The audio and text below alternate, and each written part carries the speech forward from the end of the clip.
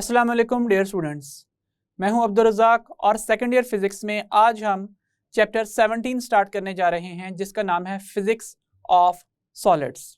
Dear students, 19th century के end के ऊपर बहुत सारे साइंटिस्ट ये सोचना शुरू हो गए थे कि everything about physics has been discovered. That means जितने भी लॉज ऑफ मोशन है वो क्लासिकल मैकेनिक्स के अंडर न्यूटन और लेग्रांज जैसे साइंटिस्ट डिस्कवर कर चुके थे। इसके अलावा इलेक्ट्रोमैग्नेटिज्म भी डिस्कवर किया जा चुका था। तमाम डिवाइसेस जो इन प्रिंसिपल पे काम करते हैं उनकी फंडामेंटल कंस्ट्रक्शन और उनके फंडामेंटल लॉज डिस्कवर किए जा चुके थे। तो ये सोचा जाने लगा था कि अब फिजिक्स में कोई भी नई इन्वेंशन या डिस्कवरी नहीं हो सकती। ऑलमोस्ट उसी टाइम के ऊपर 20th सेंचुरी के स्टार्ट के ऊपर बहुत सारी new branches of physics discover हुई जिन्होंने पहले साइंटिस्ट के इस बिलीफ को गलत साबित कर दिया। वो ब्रांचेस क्या थी? फॉर एग्जांपल क्वांटम मैकेनिक्स, जो कि particle behaviour of electromagnetic radiation और सब एटॉमिक स्केल के ऊपर जो एटम्स है उनके बिहेवियर को डील करती है। इसके अलावा न्यूक्लियर फिजिक्स, जो कि न्यूक्लियस के अंदर मौजूद पार्टिकल्स के स्ट्रक्चर, उनकी अरेंजमेंट और न्यूक्लियस के बनने या टूटने के अमल के दौरान जो एनर्जी ट्रांजिशन होती है उसको डील करती है। फिर पार्टिकल फिजिक्स डिस्कवर हुई जो कि उन अल्टीमेट पार्टिकल्स को डील करती है जिससे मिलके मैटर बना है। फॉर एग्जांपल न्यूट्रॉन, प्रोटॉन किससे मिलके बने हैं, सो वो स्टडी किया जाता है पार्टिकल फिजिक्स के अंडर। इसके अलावा रिलेटिविस्टिक मैकेनिक्स अल्बर्ट आइंस्टाइन ने डिस्कवर कर ली और इसके साथ साथ एक ब्रांच जो डिस्कवर हुई वो थी physics of solids. That means हम एटॉमिक स्केल के ऊपर जाके एटम्स की अरेंजमेंट को किस तरीके से कंट्रोल कर सकते हैं ताकि हमें डिफरेंट कैरेक्टरिस्टिक्स मिलें। फॉर एग्जाम्पल सोडियम क्यों एक सॉफ्ट मटेरियल है और आयरन क्यों एक हार्ड मटेरियल है, स्टील उससे भी ज्यादा हार्ड क्यों है। इसके अलावा कुछ मटेरियल ऐसे क्यों हैं जिनकी शीट्स बनाई जा सकती हैं, दैट मीन्स वो मैलिएबल हैं, या उनकी वायर्स बनाई जा सकती हैं, दैट मीन्स वो डक्टाइल हैं। कुछ मटेरियल क्यों मैग्नेटिक फील्ड से अट्रैक्ट होते हैं, फॉर एग्जाम्पल आयरन, निकल, कोबाल्ट, और कॉपर जैसे मटेरियल क्यों अट्रैक्ट नहीं होते मेटल होने के बावजूद।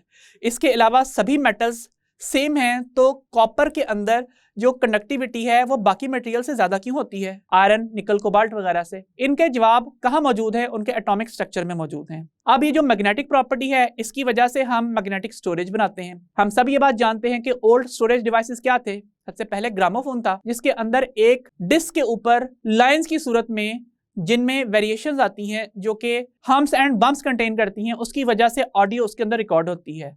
फिर ऑडियो कैसेट्स हैं और वीडियो कैसेट्स हैं जिनके अंदर मैग्नेटिक अरेंजमेंट की वजह से डेटा स्टोर होता है। इसके अलावा कंप्यूटर की हार्ड ड्राइव्स हैं, उसमें भी मैग्नेटिकली डेटा स्टोर होता है। फिर इसके बाद नई इन्वेंशंस आती हैं जिसमें डिजिटली इलेक्ट्रॉनिकली डेटा सेव होता है, उसमें है यूएसबी फ्लैश ड्राइव। फिर आते हैं एसडी कार्ड्स जिन्हें हम सिक्योर्ड डिजिटल कार्ड्स कहते हैं। इसके अंदर डेटा किस तरीके से एटम्स की अरेंजमेंट के जरिए से स्टोर किया जाता है, कब वहां पे डेटा 1 को रिप्रेजेंट कर रहा है और कब वहां पे डेटा ना होना 0 को रिप्रेजेंट कर रहा है। एक छोटी सी क्रिस्टल के ऊपर आप इस कदर लार्ज अमाउंट में डेटा किस तरह स्टोर कर लेते हैं।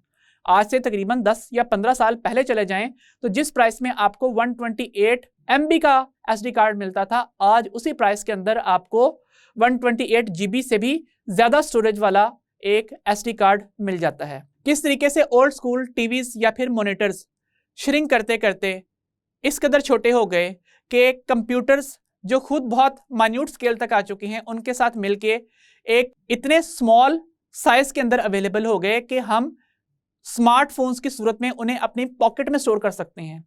आज से 10 या 15 साल पहले तो ये तस्वर भी नहीं किया जा सकता था कि कोई बहुत ही फास्ट ऑपरेट करने वाला कंप्यूटर हमारी पॉकेट के अंदर समा सकता है। तो ये सारी की सारी जो एडवांसमेंट हैं ये सॉलिड स्टेट फिजिक्स के अंदर डेवलपमेंट की वजह से ही पॉसिबल हुई थी। सो अब हम सॉलिड की वो कैरेक्टरिस्टिक्स जिनको डील करते हुए हम अपने फायदे के लिए यूज कर सकते हैं उनको स्टडी करने जा रहे हैं। सबसे पहला जो हमारा टॉपिक है that is classification of solids, जिनमें हम एटम्स या मॉलिक्यूल की अरेंजमेंट्स के हिसाब से सॉलिड्स को जिन क्लासेस में डिवाइड किया गया है वो क्लासेस डिस्कस करने जा रहे हैं। सो चलते हैं हम अपने व्हाइट बोर्ड की तरफ। डियर स्टूडेंट्स, हम चैप्टर 17 फिजिक्स ऑफ सॉलिड्स में जो टॉपिक स्टार्ट करने जा रहे हैं उसका नाम है क्लासिफिकेशन ऑफ सॉलिड्स। सॉलिड्स की 3 मेन क्लासेस हैं। सबसे पहले हैं क्रिस्टलाइन सॉलिड्स, नेक्स्ट हैं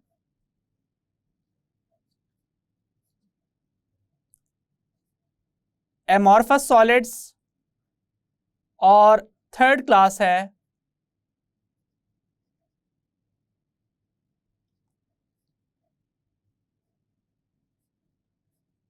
पॉलीमेरिक सॉलिड्स की।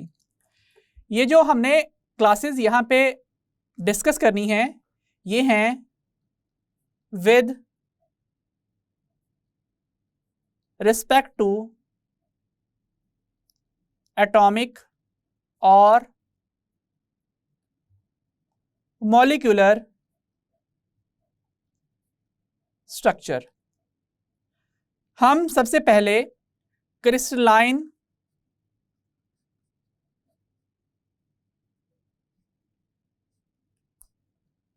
सॉलिड्स को डिस्कस कर लेते हैं। क्रिस्टलाइन सॉलिड्स की वो क्लास है जिसमें एटम्स या फिर group of atoms, that means molecules, perfect order में होते हैं,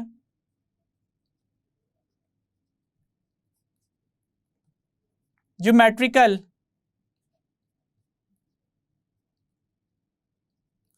अरेंजमेंट में होते हैं, और ये अरेंजमेंट कहाँ तक फैली हुई होती है? Through out the crystal. That means ये अरेंजमेंट लॉन्ग रेंज होती है, इसलिए हम इसे लॉन्ग रेंज ऑर्डर या तरतीब कह सकते हैं। इसके बाद हम एग्जाम्पल्स पे आ जाते हैं।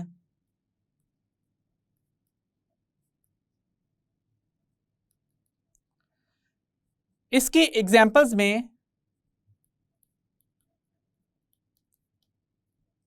वास्ट मेजॉरिटी ऑफ मटेरियल्स मौजूद हैं, जिनमें मेटल्स शामिल हैं। फॉर एग्जाम्पल आयरन,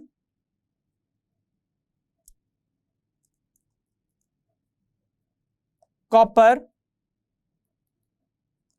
निकल and many more. Next example in materials की हैं ionic compounds. For example sodium chloride NaCl। Dear students, ionic compounds की पहचान ये है कि हम इनका मॉलिक्यूलर फार्मूला नहीं लिखते, बल्कि एम्पिरिकल फार्मूला लिखते हैं, क्योंकि एक क्रिस्टल में मिलियंस की तादाद में एटम्स या फिर ग्रुप ऑफ एटम्स मौजूद हो सकता है। So it is convenient to write their empirical formulas instead of molecular formulas. So हमने यहाँ पे आयोनिक कंपाउंड की जो एग्जांपल दी वो है सोडियम क्लोराइड, और इसके अलावा सिरामिक्स भी शामिल हैं। सिरामिक्स में हम यहाँ पे एग्जाम्पल डिस्कस कर रहे हैं जिरकोनिया की, जिसका कंप्लीट नेम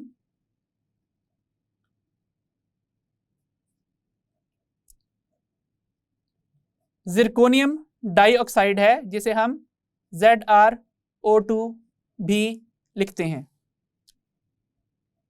इनका ये जो ऑर्डर्ड स्ट्रक्चर है, it can be studied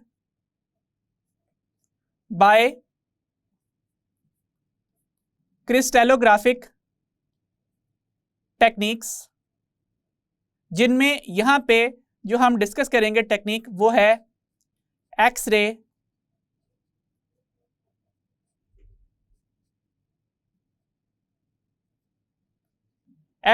crystallographic techniques.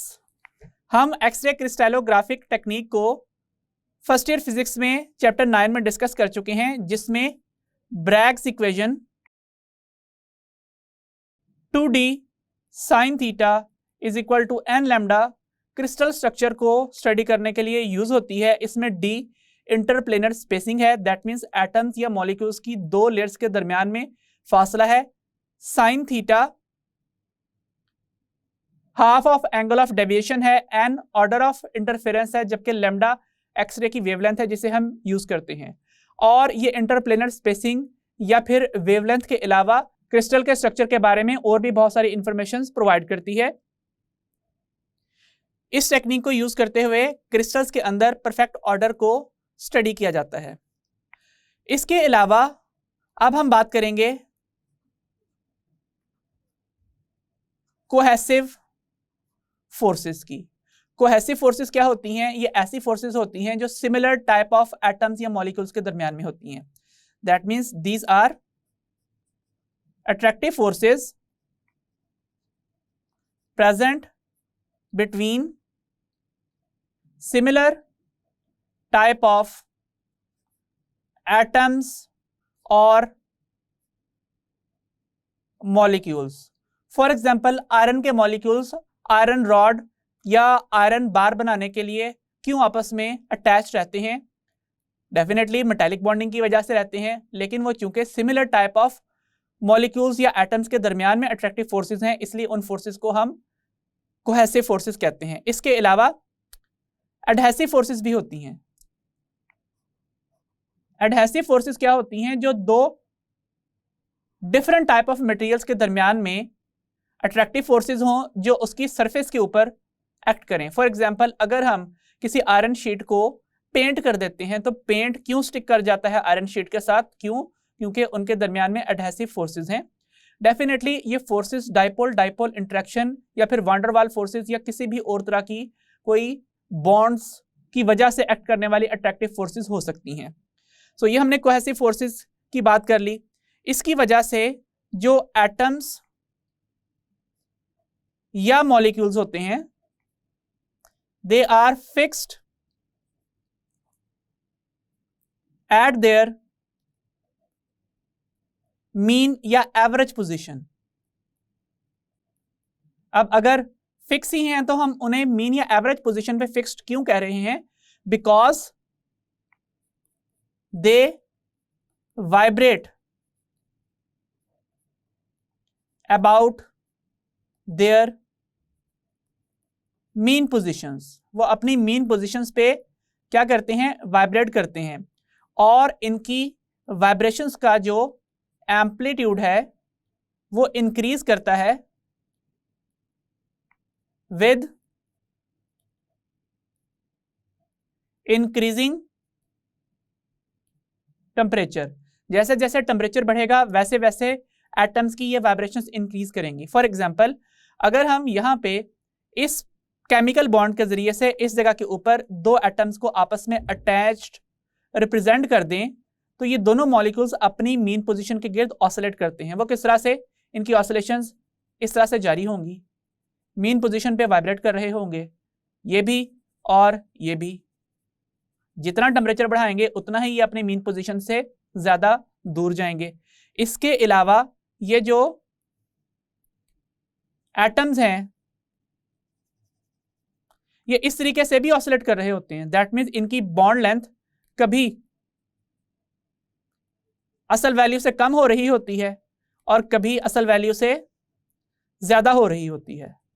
लेकिन इन एटम्स या मॉलिक्यूल्स के दरमियान में जो कोहेसिव अट्रैक्टिव फोर्सेस हैं वो इनको दोबारा इक्विलिब्रियम पोजीशन तक खींच लाती हैं। अगर हम एक क्यूबिक स्ट्रक्चर ड्रॉ करें इस तरह से,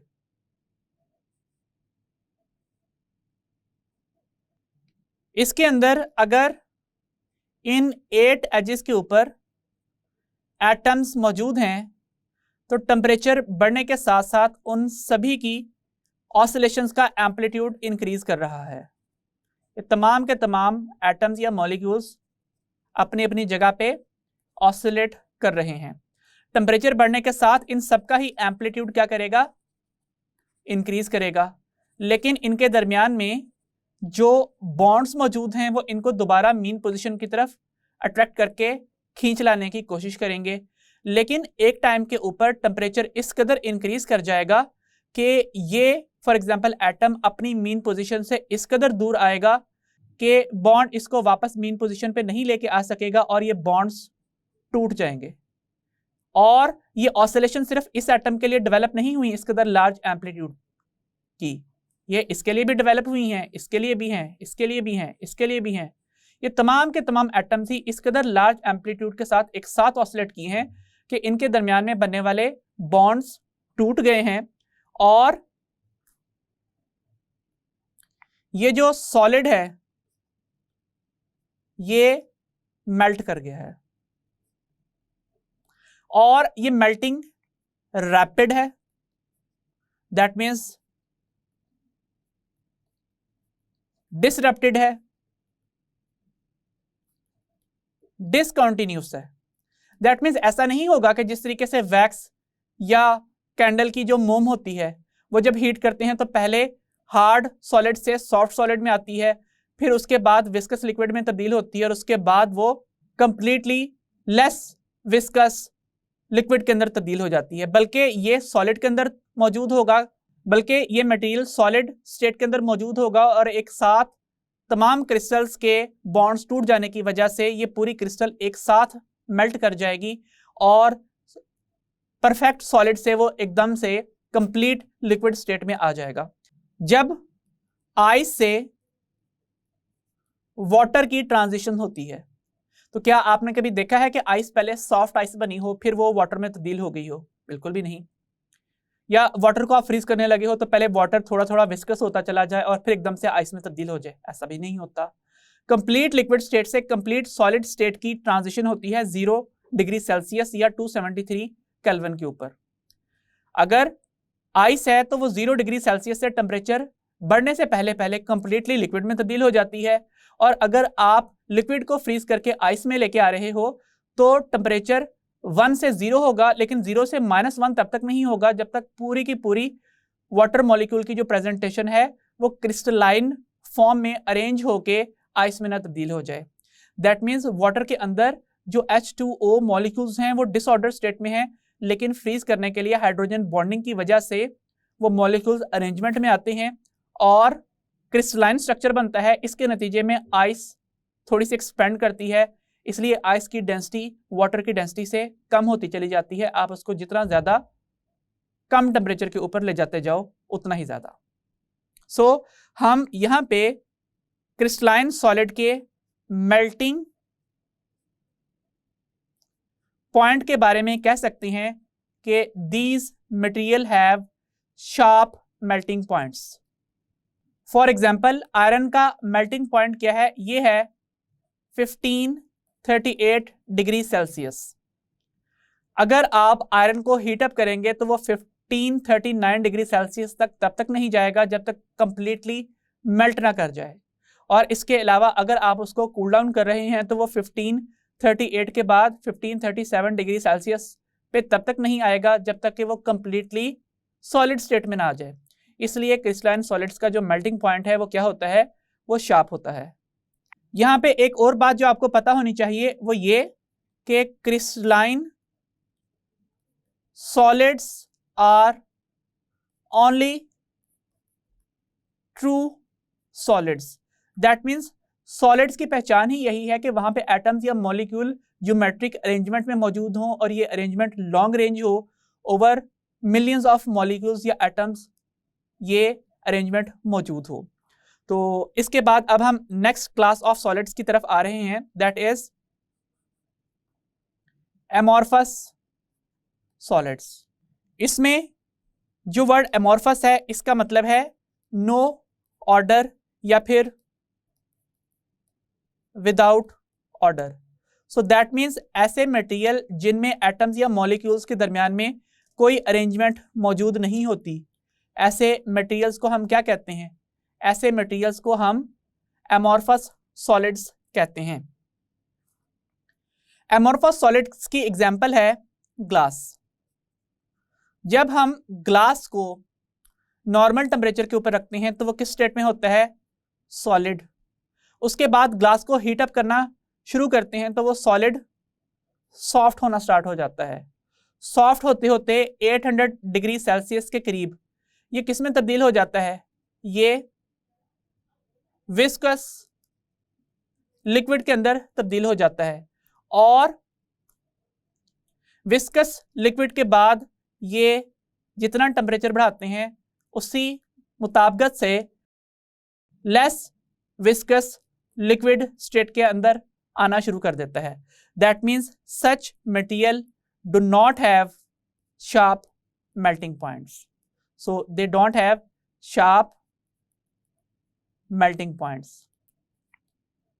जिन स्टूडेंट्स ने स्कूल फिजिक्स के अंदर केमिस्ट्री के प्रैक्टिकल्स किए हैं गैसेस बनाने वाले, तो उनमें हमें ग्लास रॉड्स को, ग्लास ट्यूब्स को बेंड करना पड़ता है स्पिरिट लैंप के फ्लेम के ऊपर प्लेस करके। तो हम देख सकते हैं कि वो जो सॉलिड है, जो कि हार्ड सॉलिड है, वो सॉफ्ट होता है और आप उसको आसानी से बेंड कर लेते हो। तो इसलिए ये सॉलिड शार्प मेल्टिंग पॉइंट नहीं रखते।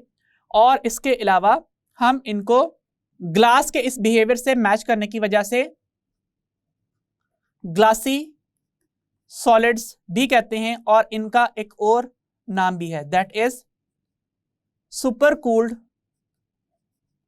लिक्विड्स या फिर सॉलिड लिक्विड्स। इस बात का क्या मतलब हुआ?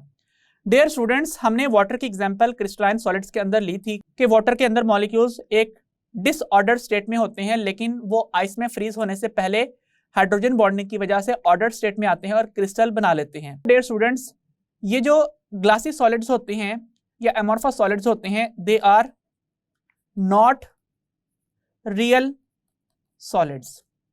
डियर स्टूडेंट्स, अगर हमारा जो एटमॉस्फेरिक टेम्परेचर है वो नॉर्मली 30 डिग्री सेल्सियस के करीब होने के बजाय 1000 डिग्री सेल्सियस होता, तो आप बताइए ग्लास हमें किस स्टेट में मिलता?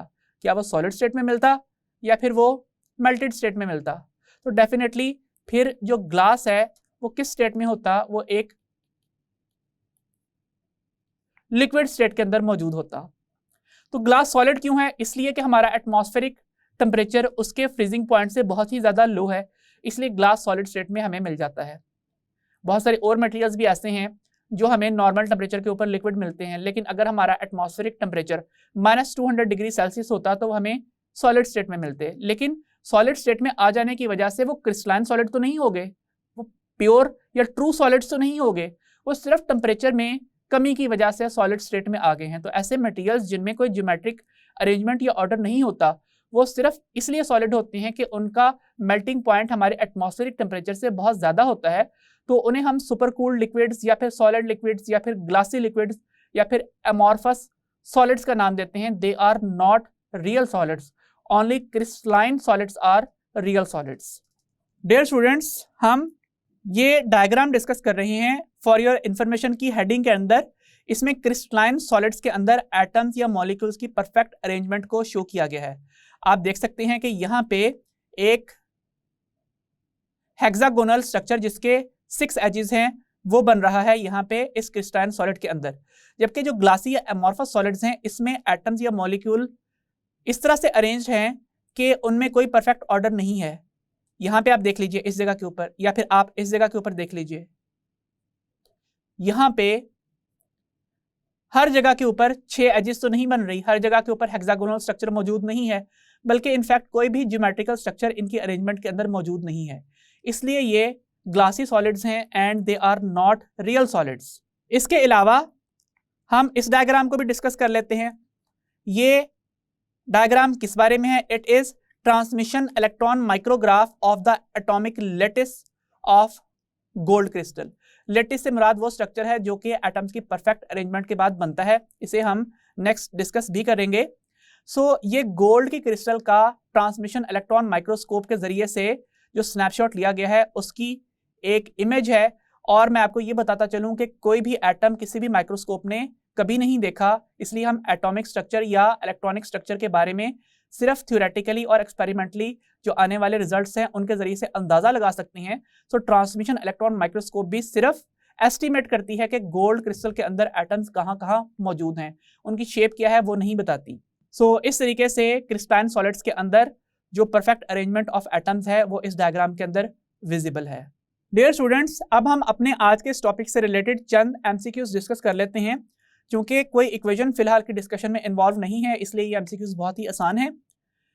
पहला एमसीक्यू है, in crystalline solids there is what type of arrangement of molecules. तो भाई इसका आंसर है रेगुलर अरेंजमेंट ऑफ मॉलिक्यूल्स।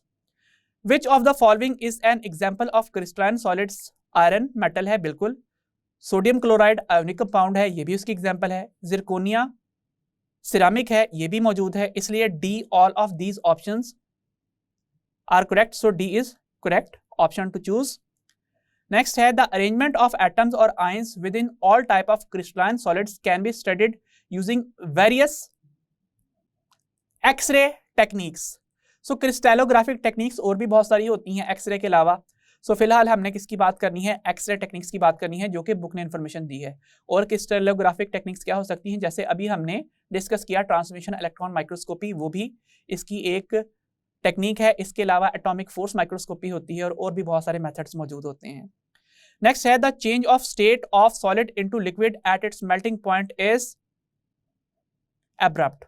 क्योंकि क्रिस्टलाइन सॉलिड्स के रेफरेंस में बात हो रही है, इसलिए ये चेंज इन स्टेट एब्रप्ट होता है। लेकिन अगर यही बात एमॉर्फस सॉलिड्स के लिए पूछी जाए तो आप उसके लिए कॉन्टिन्यूस की ऑप्शन चूज करेंगे। नेक्स्ट है, amorphous solids are more like liquids with disordered structure frozen in. That means liquid का स्ट्रक्चर जिसे हम इंस्टेंटली फ्रीज कर दें, उसकी स्नैपशॉट ले लें किसी कैमरा के जरिए से, तो वो चूंकि एक लिक्विड स्ट्रक्चर की तस्वीर है लेकिन फ्रोजन है, तो इसलिए हम उसको एमॉर्फस सॉलिड कह देते हैं। Amorphous solids are called solid liquids, glassy liquids, supercooled liquids. So all options are correct. So D is the correct option to choose. So dear students, आज हमने classification of solids की कुछ details पढ़ी। Until the next lecture, खुदा हाफिज।